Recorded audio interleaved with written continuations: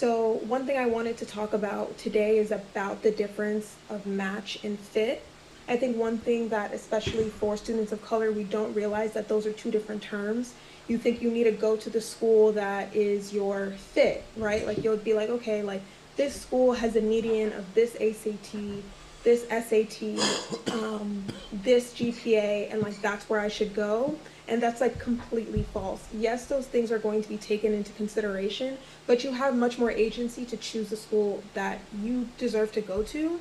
And I think one thing that's really important is like, where do you match? So I encourage you sophomore year, junior year, even senior year, to start thinking about the things that like are kind of like your non-negotiable, because I trust you will you can find it in any school that you apply to, regardless of where you think you fall. I think there's a misconception that people assume that if they don't have particular grades or GPA that they won't be able to like get in to the schools they won't have as many options. That's not true. It's I think what happens is that people are always gunning for the same 10 schools, but like we live, even in Massachusetts, I think we have the most colleges of just like any other state, maybe comparable to like New York.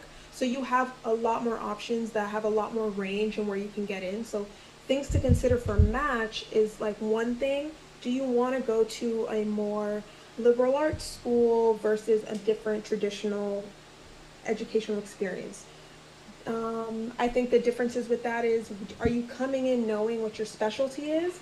So if you are more STEM background, or are you more undecided? I Excuse think me. that's another thing we don't speak about. Some people are going to college absolutely not knowing what they want to do. And the last thing you should do is go to a school with such a concrete specialty that it doesn't have like a wide curriculum. So I think it's really important, whatever schools you're looking at, look at their curriculum. Are there classes there that you would just find interesting?